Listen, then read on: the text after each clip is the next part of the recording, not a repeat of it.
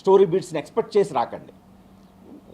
ఈ సినిమా ఏదో ఒక టైటిల్ దగ్గర నుంచి ఏదో కొత్తగా ప్రయత్నించాడు, కొత్తగా చెప్పాలనుకుంటున్నాడు అనే మైండ్ సెట్ తోటి చూస్తే మనం అడాప్ట్ అయిపోతాం. ఎందుకంటే మనం మలయాళం తమిళకి అడాప్ట్ అయిపోతాం. ఎందుకంటే మనం చూసేటప్పుడు ఆ మైండ్ సెట్ ఇది మలయాళం సినిమా కొద్దిగా స్లోగా ఉంటుంది ఈ సినిమా అని ప్రిపేర్ అయిపోతున్నాం.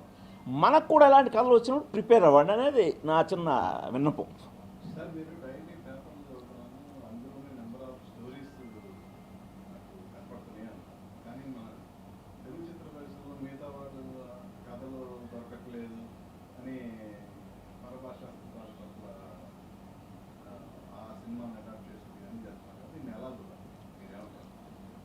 అంటే ఫస్ట్ హీరోల కోసం కథలు రాయడం మానేయాలి సార్.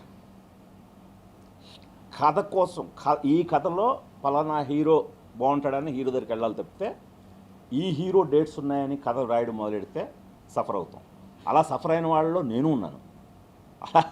ఇప్పుడు నీతులు చెప్తున్న నేను కూడా నాకు ఒక రేంజ్ ఇది వచ్చేసరికి ఆ హీరో అనేసరికి వెంటనే ఆ హీరోకి సూట్ అయ్యే కథ ఏంటి అని ప్రొడ్యూసర్లు మన దగ్గరికి వస్తారు.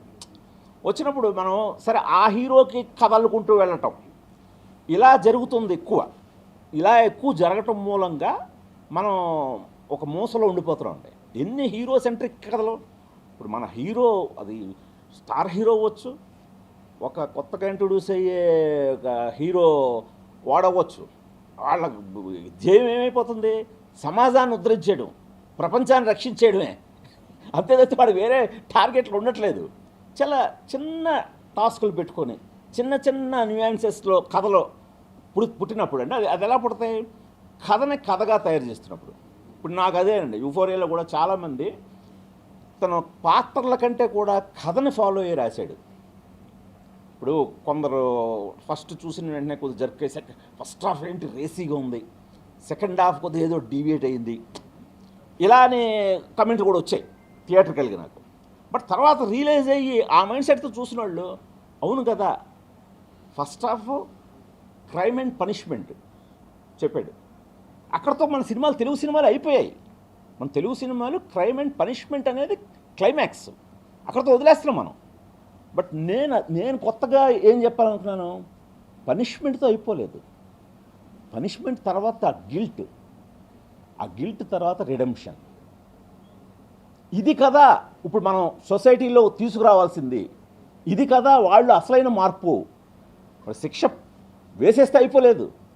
వాడు శిక్షింపబడ్డం అంటే వాడు తిరిగి సమాజంలోకి చేర్చబడడం చాలా ముఖ్యం. సో అది చెప్పాను సెకండ్ హాఫ్లో. ఇది ఎప్పుడైతే ఈ మైండ్ సెట్ తోటి ఫస్ట్ జరికైన వాళ్ళు కూడా తర్వాత లేదు సార్ అసలు సెకండ్ హాఫ్ సార్ అదిరిపోయింది, అసలు ఎవరూ తీసుకోలేదు సార్, మేము అదే ముందు కరెక్ట్గా పనిష్మెంట్తో అయిపోయింది, ఇంకేం చూపిస్తాడు, ఎందుకు అనవసరంగా ఆవిడేవో భూమికి పట్టుకుని ఈ కుర్రాన్ని పట్టుకుని డ్రగ్స్ అని ఇలాగని వెళ్తుందంటే మరి ఆ కాన్సిక్వెన్సెస్ అదే. ఇప్పుడు ఆ గిల్ట్ ఆ క్యారెక్టర్లో ఫీల్ అవ్వాలి, ఇక్కడ మదర్ గిల్ట్ ఫీల్ అవుతుంది. ఒకసారి నేను నిర్లక్ష్యం చేశాను, ఇంకోసారి నేను నిర్లక్ష్యం చేయకూడదు. నేనేం చేయగలను, ఆ జీవితం అయిపోయింది. కానీ ఇంకోటి ఆడు గౌరవప్రదంగా ఆడు జైలు 20 ఏళ్ళు శిక్ష పడిపోయింది ఆడికి, ఈవిడే ఏంచింది. ఆ 20 ఏళ్ళు శిక్ష పడిపోయిన తర్వాత ఆడు ఉండేది ఇంకొక 10 ఏళ్ళు 20 ఏళ్ళు.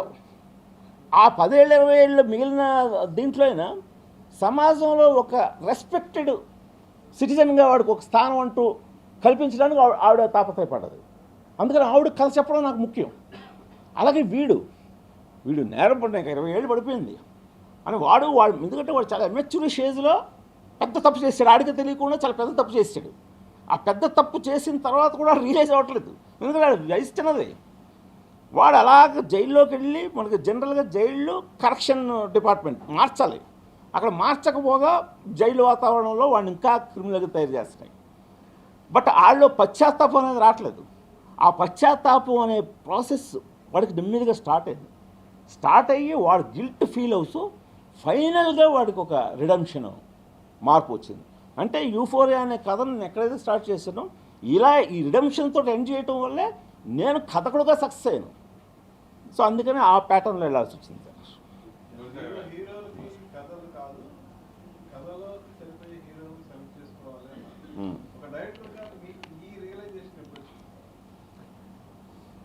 ఈ రియలైజేషన్ ఎప్పుడు ఉంటుంది సార్, నాకే కాదు ప్రతి డైరెక్టర్కి ఉంటుంది ఇది. ఇప్పుడు నేను కొత్తగా మైక్ ముందు నిలబడి స్టేట్మెంట్ ఇస్తున్నాను, కానీ ఇది ప్రతి డైరెక్టర్కి తెలుసు ఈ విషయం. కథ రాసే ప్రతి డైరెక్టర్కి ఈ విషయం తెలుసు. కాకపోతే ఏంటంటే పరిస్థితుల దృష్ట్యా మనం ఒకసారి, ఇప్పుడు అదే ఇందాక ఒకళ్ళు అడిగారు, మీరు చిరంజీవి గారితో చూడాలని తీసిన వెంటనే మనోహరంకి ఎందుకు వెళ్ళారండి, మళ్ళీ బాలకృష్ణ గారితో దీంతో పెద్ద హీరోతో వెళ్ళొచ్చు కదా అని. నేను అంతకుముందే రాసుకున్న కథ మనోహరం, నాకు ఆ కథను చెప్పాలనిపించింది. సో అందుకని నేను వెంటనే మళ్ళీ చూడాలన్న తర్వాత మళ్ళీ పెద్ద సినిమాకి వెళ్ళిపోలేదు, బట్ మనం ఒక స్టోరీ ఓరియంటెడ్ వెళ్దామని చెప్పి అలాగా ప్రయత్నించాను. బట్ అలాగా అదేనండి మనకేంటంటే కథల్లోంచి పాత్రలు పుట్టినప్పుడు ఆ పాత్రలను కూడా మనం సూపర్ స్టార్లుగా చూస్తాం. ఇప్పుడు రజనీకాంత్, కమల్ హాసన్ ఏ కథల్లోంచి వచ్చారండి? బాలచంద్ర గారి కథల్లోంచి వచ్చారు. అవి కథలు కదా. అప్పటికాళ్ళు రజనీకాంత్, కమల్ హాసన్ కాదు, వాళ్ళు మామూలు పాత్రలు, కానీ ఆ పాత్రలు వాళ్ళకి స్టార్డమ్ని తీసుకొచ్చాయి. ఇంకా స్టార్డమ్ని వాడుకుంటూ మిగతా వాళ్ళు ఒక ప్యాటర్న్లో వెళ్ళిపోతున్నారు. బట్ అదే బాలచంద్ర గారు తర్వాత కమల్ హాసన్కి పెద్ద మార్కెట్ వచ్చినా సరే పున్నగేమన్నా అని ఒక సినిమా తీశారు. అదేమి ఆయన పందాన్ని మార్చలేదు, స్టోరీ డ్రివెన్ ఫిల్మ్గానే తీశారు. సో అలాగా మనం ముఖ్యంగా మన ఆలోచన దీంట్లో మార్పు రావాలండి. అంటే ముందు కథ బాగుందా, నా పాత్రే కాదు మిగతా పాత్రలు బాగున్నాయా అన్నప్పుడు ఖచ్చితంగా ఈ అవకాశం ఉందండి సార్.